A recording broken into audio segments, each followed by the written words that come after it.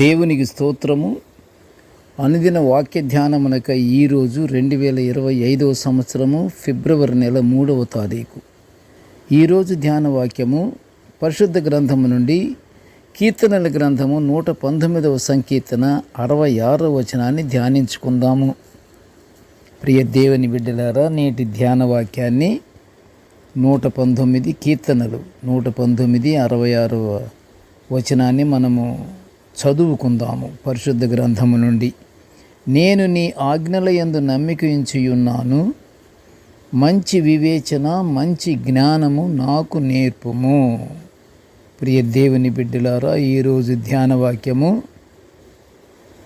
కీర్తనకారుడు రచించినటువంటి ఈ కీర్తన దేవుని ఆజ్ఞలు, జ్ఞానము, వివేచన పొందుట గురించి మనము ధ్యానించుకుంటున్నాము. యెహోవా దేవుని శాసనాలు, ఆయన ఆజ్ఞల పట్ల చూపే విధేయత ద్వారా కాపుదల, వివేచన, జ్ఞానం మనకు ఖచ్చితంగా లభిస్తాయి. ఎప్పుడు లభిస్తాయి? ఆయన ఆజ్ఞల పట్ల చూపే విధేయత ఉంటే ఆ ఆజ్ఞలను మనం స్వీకరించినట్లే, వాటిని ఆచరించినట్లే. కనుక మనకి వివేచన, జ్ఞానము లభిస్తుంది. అంతేకాదు ప్రియ దేవుని బిడ్డలారా, యెహోవా దేవుని యందలి భయము పవిత్రమైనదిగా మనము జరిగించుకోవాలి.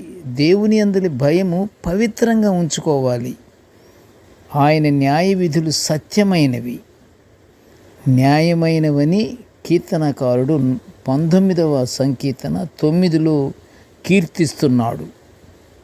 ఆ ప్రకారంగా మానవులు దేవుని న్యాయ విధులు కానీ పాటిస్తే లోకములోని జనులు సుఖముగాను సంతోషముగాను జీవిస్తారు. సుఖముగాను సంతోషముగాను జీవించటానికి ఆయన న్యాయ విధులు, ఆయన ఆజ్ఞలు, ఆయన కట్టడలను పవిత్రంగా మనము ఆచరిస్తే, హృదయపూర్తిగా ఆచరించాలి. ఆచరిస్తే మనం సంతోషంగా మనము జీవితాలు గడుపుకుంటాము. మరియు వాటి వలన హెచ్చరికలు పొందుకొని దేవుని దృష్టిలో పవిత్రంగా కనబడతారు. దేవుని యందు భయభక్తులు కలిగిన వాడు దేవుని నుండి దేవుని జ్ఞానం పొందుకుంటాడు. దేవుని జ్ఞానమే కానీ మనకి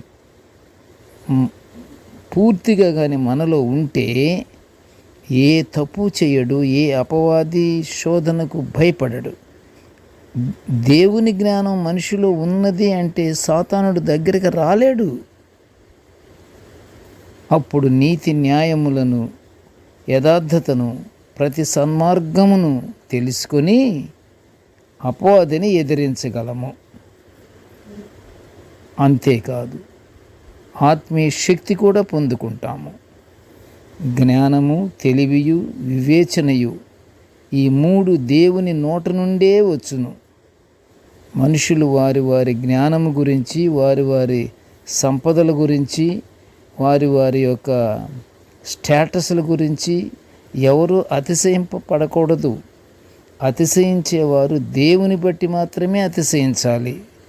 ఈ మాట ఇర్మియా ప్రవక్త ద్వారా 9వ అధ్యాయం 23లో ప్రజలను హెచ్చరించినట్లు పరిశుద్ధ గ్రంథములో మనము చూస్తున్నాము.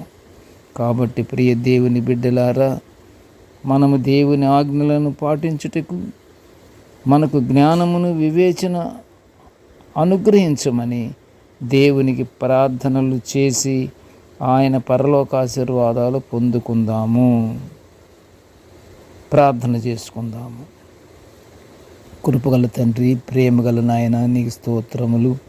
నీ దివ్యమైన వాక్యాన్ని నిత్యము మేము ధ్యానించుకునే గొప్ప భాగ్యాన్ని మాకు అనుగ్రహించినందుకు నీకు ఘనమైన స్తోత్రములు నాయన. కృపగల తండ్రి, నేటి ధ్యాన వాక్యమును వినిచున్న ప్రతి బిడ్డను ఆశీర్వదించయ్యా. ఇదిగో తండ్రి, మేమందరము తండ్రి నీ యందు భయభక్తులు కలిగి దేవా, నీ యొక్క ఆజ్ఞలను పాటించుటకు మాకు జ్ఞానము, వివేచన అనుగ్రహించమని నీ పాద సన్నిధికి మొరపెట్టుకొనుచుంటున్నాము తండ్రి.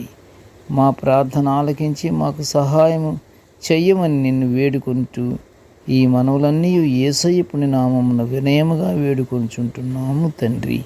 Amen, amen, amen. దేవుడు మనల్ని అందరినీ బహుగా దీవించుగాక. ఆమెన్.